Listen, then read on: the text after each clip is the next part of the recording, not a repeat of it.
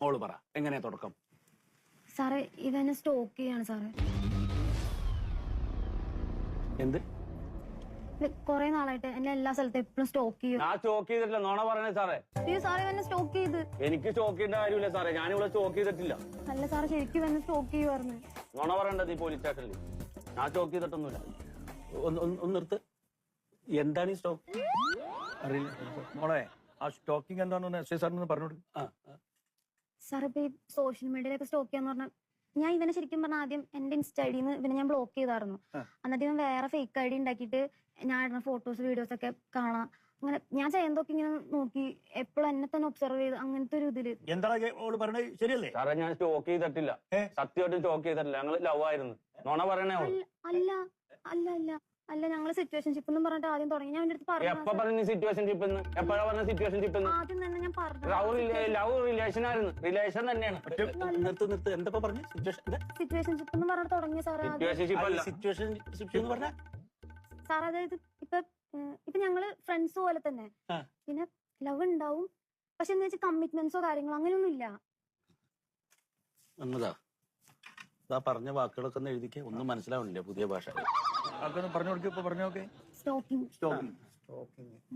Situationship രണ്ടെഴുതിക്കോ സാറേ. Love sir പറഞ്ഞതിന് മറുപടി പറഞ്ഞു കൊടുത്താൽ മതി കേട്ടോ. എഴുതിക്കണ്ട. ഈ സാറ് ഇവള് പറയണ നോണയൊക്കെ എഴുതി വെക്കണ്ടല്ല.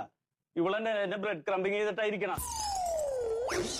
എന്റെ ബ്രെഡ് ക്രംബിങ് ചെയ്തവളാണ്. ചോദിക്കും സാറ്. ഞാൻ അങ്ങനെ ചെയ്തിട്ടില്ല. ബ്രെഡ് ക്രംബിംഗ് ചെയ്തു. ഈ കുട്ടി എന്നെ ബ്രെഡ് കമ്മിങ് ചെയ്തു. എന്നെ ബ്രെഡ് ക്രംബിങ് ചെയ്ത് സാറേ അവള്. എന്തിനാണ് വെറുതെ ഇല്ലാത്ത പറഞ്ഞിട്ടാക്കണേ? ഞാൻ സത്യമാണ് പറയണത് സാറേ. ഞാൻ അവൾ എന്നെ ബ്രെഡ് ക്രംബ് ചെയ്തിട്ട് ഞാൻ സഹിച്ചാണ്. ബ്രെഡ് ക്രംബിംഗ് ചെയ്തിട്ടില്ല സാറ്. എന്താ ഇത്?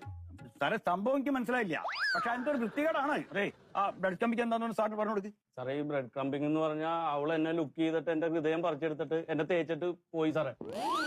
അതാണ് ബ്രെഡ് ക്രംബിംഗ്. എന്നാ പിന്നെ അവന്റെ എഴുത്. തേപ്പിനാണ് ബ്രെഡ് കമ്മിങ് അറിയാം. ശരി. അപ്പൊ എന്താ കുട്ടി അങ്ങനെ ചെയ്ത്? സാർ ഞാൻ അങ്ങനെയൊന്നും ചെയ്തിട്ടില്ല സാർ. ഞാൻ ഇവനെ ബെഞ്ചിങ്ങിൽ നിർത്തിയേക്കുമായിരുന്നു. എന്താണ് ഈ ബെഞ്ചിങ്?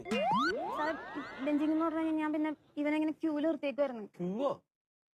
എന്തിന്റെ ക്യൂ? അത് എന്തിനാ മോളെ ക്യൂ നിർത്തിയേ?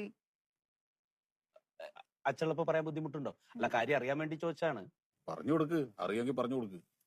എന്താ അത് സാർ ഇപ്പൊ പിന്നെ നമുക്ക് ഓൾറെഡി ഒരു ലവർ ഉണ്ടെങ്കിലേ ഇപ്പൊ ഒരാളെ ഒരു സേഫ്റ്റിക്ക് വേണ്ടിട്ട് ഒരാളുള്ളപ്പോ സേഫ്റ്റിക്ക് വേറെ ആള്. അല്ല ഈ ലവർ എങ്ങാനും ബൈ ചാൻസ് പോയി കഴിഞ്ഞ് കഴിഞ്ഞാൽ നമുക്ക് സേഫ്റ്റിക്ക് ഒരാളെ. അപ്പൊ എപ്പോഴും ഒരു ലവർ വേണം. അതിനിങ്ങനെ സ്റ്റോക്ക് വെക്കണേനാണ്. ആത്മാർത്ഥമായിട്ട് സ്നേഹിച്ച ഞാൻ ബെഞ്ചിങ്ങില്. സാറെ പക്ഷെ ഇവന് ക്വസ്റ്റ്യനിങ് ഉണ്ടല്ലോ,